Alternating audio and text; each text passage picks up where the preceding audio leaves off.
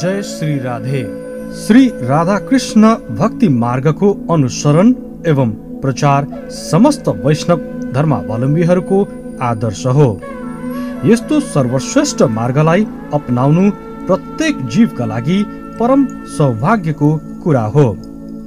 Yes परम उज्जवल मार्गको अनुकरण गर्दै सुश्री शक्तिश्वरी देवी हामी जनसाधारणको बीचमा बसेर भगवत भक्तिको प्रचार गरिरहनु भएको छ।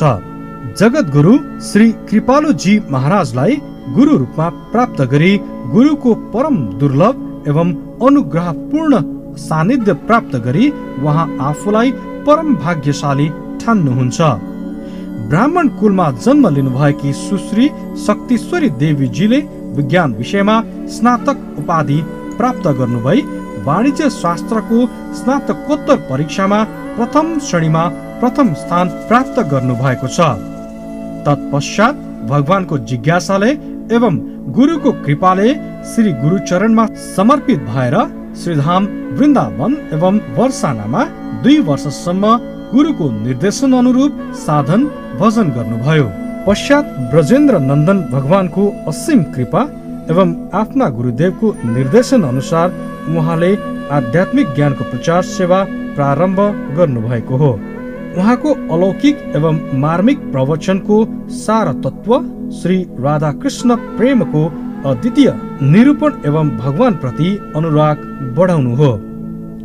यसका साथै उहाँले जगत गुरु श्री कृपालुजी महाराजका दिव्य वाणीलाई जनसाधारणसम्म पुर्याउने कार्य गरिरहनु भएको छ। विगत 10 वर्षदेखि आजसम्म देवीजीले नेपालको विराटनगर, जनकपुर, जलेश्वर, मलङ्गवा, लाहान, चन्द्रनिकापुर, हेटौडा, नारायणगढ, बुटवल, भैरवा, नेपालगञ्ज, धनगढी, महेन्द्रनगर, सुर्खेत र बिर्तामोड आदि स्थानमा प्रवचन दिँदै आउनु भएको सबैमा विदितै छ। देवीजीको अनौठो प्रवचन शैलीले देशका नरनारीहरूलाई चमत्कृत गराइसकेको छ। भावुक सत्सङ्गीहरूको आग्रह अनुसार प्रचारको आवश्यकतालाई ध्यानमा राख्दै विराटनगरमा प्रचार केन्द्रको रूपमा मन्दिर एवं आश्रमको निर्माण भयो। यो मन्दिर र आश्रम जो श्रीजी रसिकेश्वरी मन्दिरको नामले प्रख्यात छ। यहाँ विगत 3 वर्षदेखि अनेकौं चाड पर्व एवं नित्य प्रतिको कीर्तन सत्संग कार्यक्रमद्वारा अनेकौं जीव श्रद्धायुक्त भएर भगवत लाभ प्राप्त गरिरहेका छन्। अब आउनुहोस् हामी पनि सुश्री शक्तिश्वरी देवीजीको श्री मुखबाट अलौकिक प्रवचन एवं रसमय पद संकीर्तनको श्रवण गरौं। अगर ये मानव देह को प्राप्त करके कोई विषयों के भोग में लग जाए, केवल इंद्रियों को सुख देने में लग जाए, उसके समान मूर्ख कोई नहीं। वो आत्महत्यारा है जो भगवान की भक्ति में न लगकर विषयों के भोग में लगा हुआ है। वेदव्यास जी कहते हैं भागवत में, नृदेहमाद्यं सुलभं सुदुर्लभं प्लवं सुकल्पं गुरुकर्णधारं मयानुकूले ननभस्वतेरितं पुमान् भुवाप्तिं न तरेत्स आत्महा। 11:2-29 भागवत। न तरेत्स आत्महा, आत्महत्यारा है वो जीव जो भगवान की भक्ति में नहीं लगता और शरीर के सुख देने में लगा रहता है। आखिर मनुष्य जीवन, ये मनुष्य शरीर में कौन सी विशेष शक्ति है जो इतना गुणगान गाया जा रहा है मनुष्य शरीर का? यूं तो 84 लाख देह हैं और सब में कुछ ना कुछ खास है। एक बार गरुड़ जी ने पूछा काकभुसुंडी जी से, आपने सुना होगा काकभुसुंडी जी बहुत बड़े महापुरुष थे, जो थे तो कौए के शरीर में, परंतु बड़े महापुरुष थे। तो गरुड़ जी ने प्रश्न किया, प्रथम ही कहु नाथ मति धीरा, सब ते दुर्लभ कवन शरीरा। सबसे दुर्लभ कौन सा शरीर है प्राप्त करना? तो उत्तर दिया कि नर तनु सम नहीं कवनि हूँ देही, जीव चराचर याचत जेहि। सबसे दुर्लभ ये मनुष्य शरीर है। लेकिन भाई खास बात क्या है? हर एक क्रिया तो इस मनुष्य की अनेक क्रिया जानवरों के समान होती है, जानवरों के समान। आहार निद्रा भय मैथुनञ्च सामान्यमेतत् पशुभिर्नराणाम्। ये सब क्रियाएं मनुष्यों की पशुओं की जैसी होती हैं। आहार, निद्रा, भय, मैथुन, ये सब कैसे? अरे हम तो कहते हैं समान भी नहीं है, हम तो पशुओं से भी नीची कक्षा में हैं। पशुओं का तो सब कुछ बिल्कुल टाइम टू टाइम होता है। सुबह 4 बजे उठते हैं पक्षी पशु, आहार के लिए अपना दौड़ धूप किया, टाइम पे सोना। और मनुष्य है, अजी अब मन नहीं है खाने का, खाएंगे 10 बजे 11 बजे खा लेंगे, रात के 12 बजे भूख लग रही है, खाना है, बेटाइम खाया, अपच हो गया। निद्रा मनुष्य है, आज बहुत दिनों बाद गप्पे ठोकने को मिला है, चलो यार बैठो आज गप्पे ठोकते हैं, बातें लगे हुए हैं, रात भर जागरण कर लिया और दिन भर सोते रहे, खर्राटी की नींद।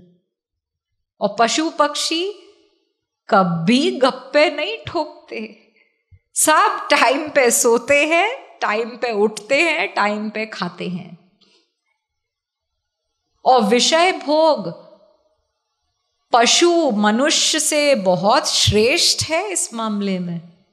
शेर होता है, जंगल का राजा कहलाता है, मांस खाता है, कच्चा मांस, बिना पका मांस।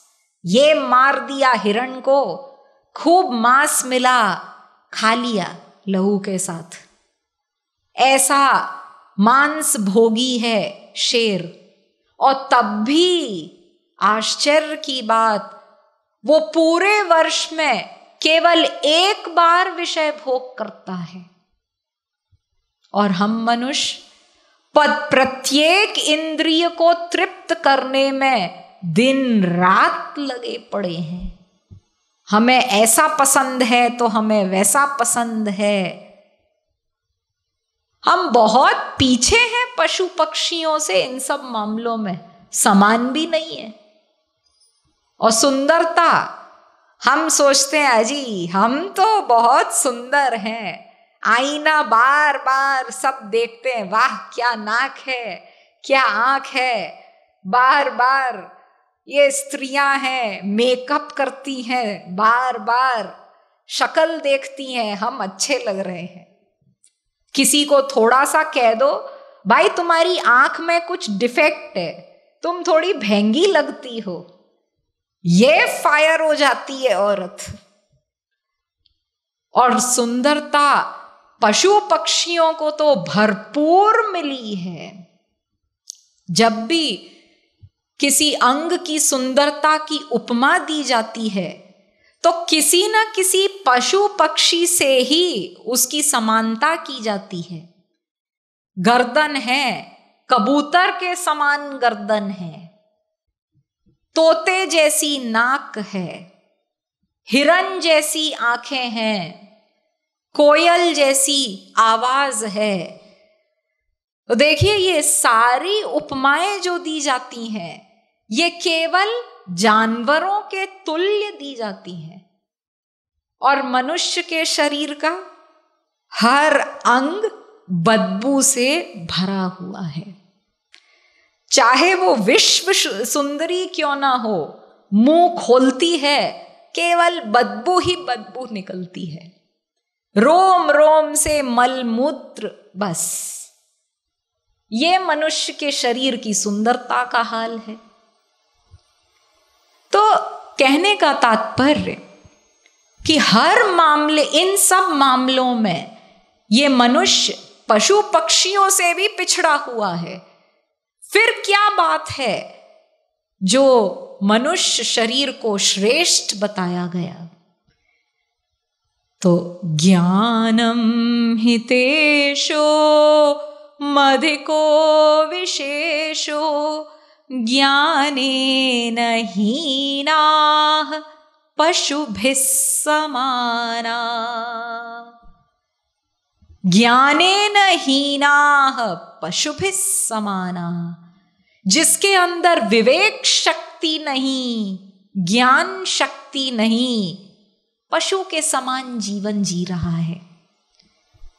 कहते हैं ना, अजी क्या करें, बस अपना पेट भर रहे हैं और अपना पेट, अपने बच्चों का पेट, परिवार का पेट पालने के लिए दिन भर लगे रहते हैं।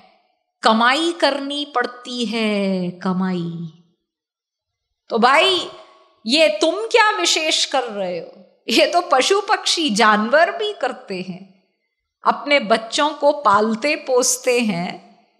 चिड़िया है, छोटा सा बच्चा हुआ, वो दाना बटोर के लाती है अपने मुंह से, उसके मुंह में डालती है।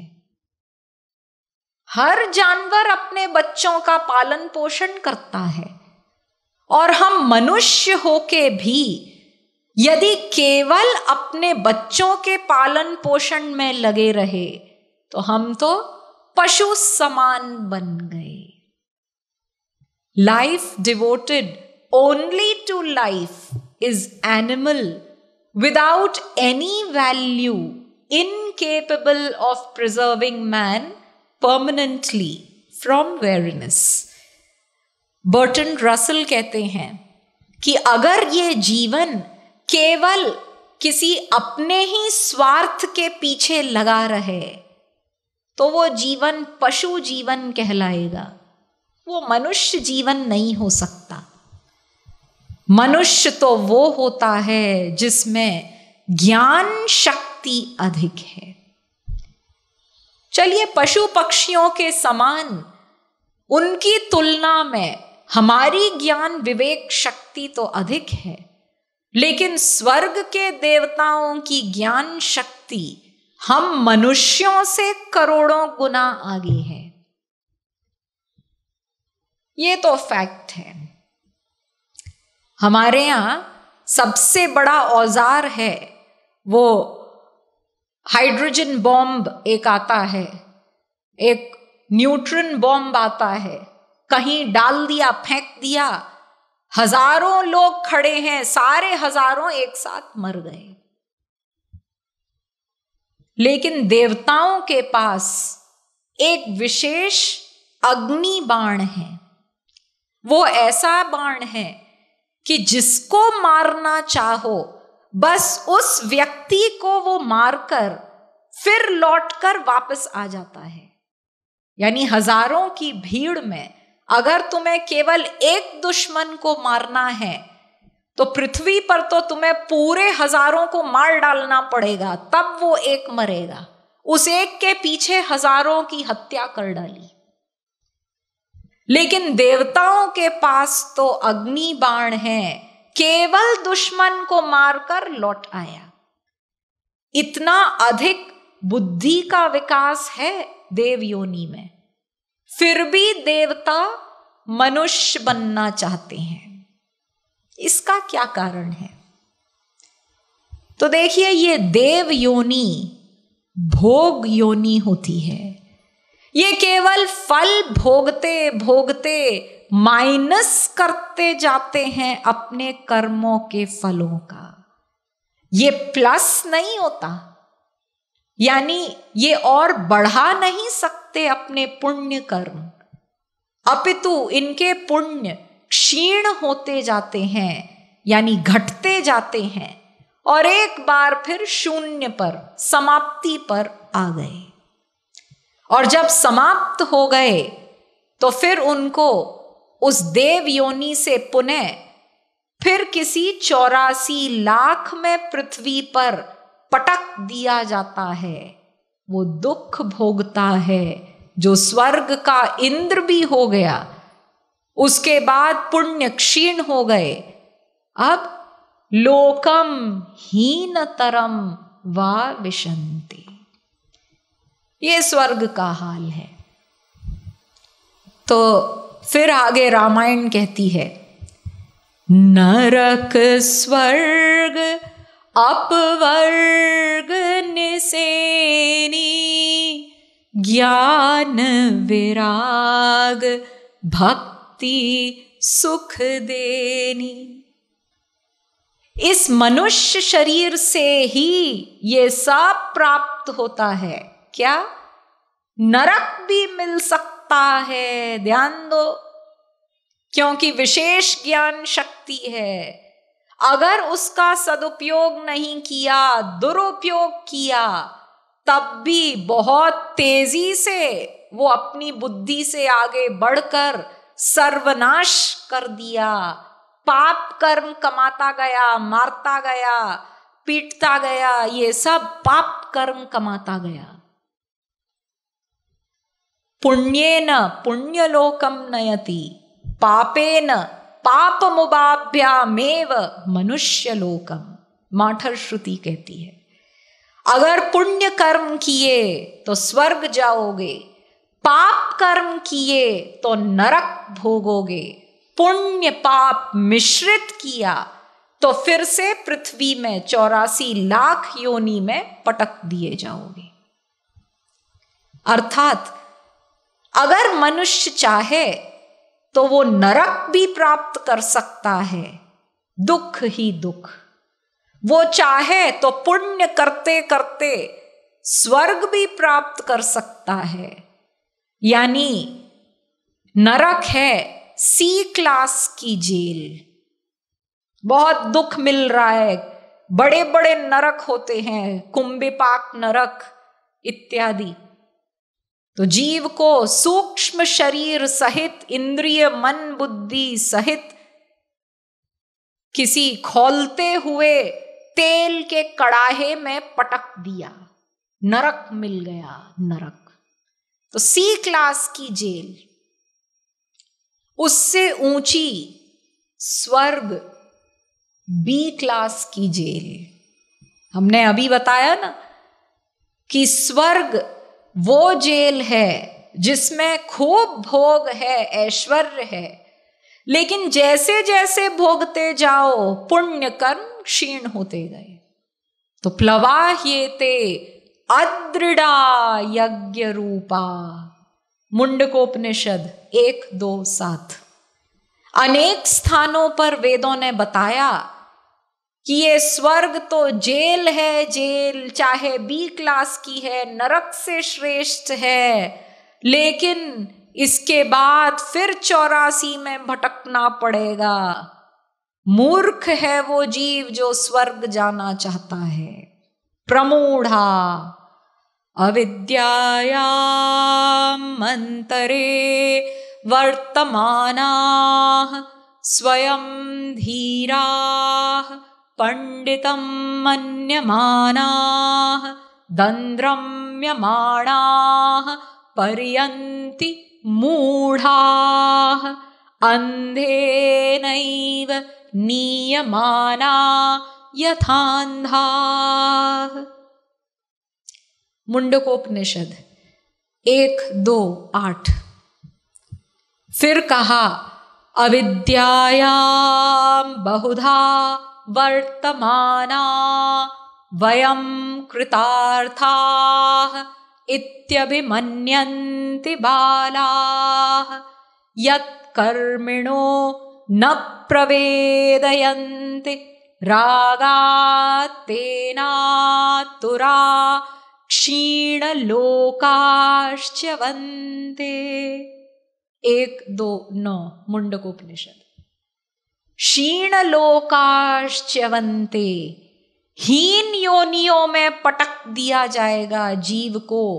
इंद्र बनने के बाद, कुबेर बनने के बाद फिर कभी कूकर, शूकर, कीट पतंग, किसी भी योनि की प्राप्ति हो सकती है।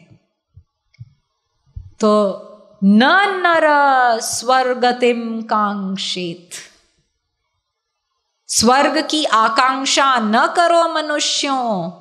ये 4 दिन की चांदनी है, उसके बाद फिर 84 लाख की अंधेरी रात होगी।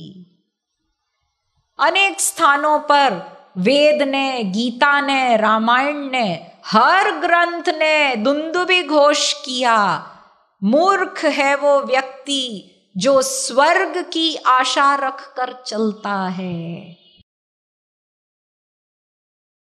प्यारी प्यारी गोरी भारी बरसाने वाली, प्यारी प्यारी गोरी भारी बरसाने वाली, सुधी लो हमारी वृषभानु दुलारी, सुधी लो हमारी वृषभानु दुलारी, तुमने मोही भूलो नहीं, भूले वो प्यारी, तुमने मोही भूलो नहीं, भूले वो प्यारी, तुमने मोही भूलो नहीं, भूले वो प्यारी, तुमने मोही भूलो नहीं, भूले वो प्यारी,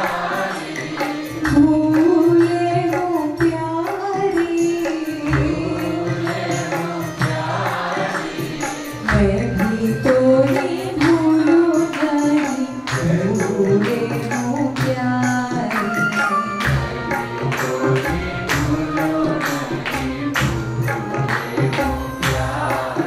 तू प्यारी प्यारी गोरी भारी बरसाने वाली,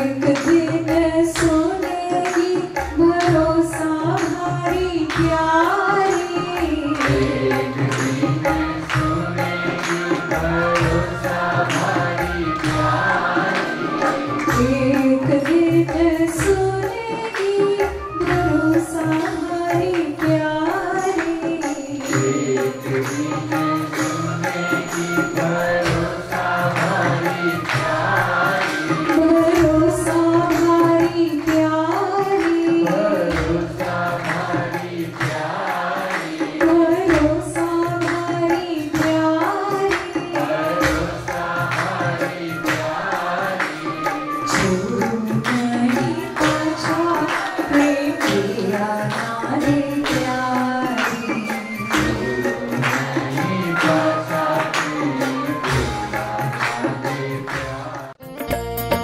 रस बरसाने वाली, प्यारी बरसाने वाली, रस बर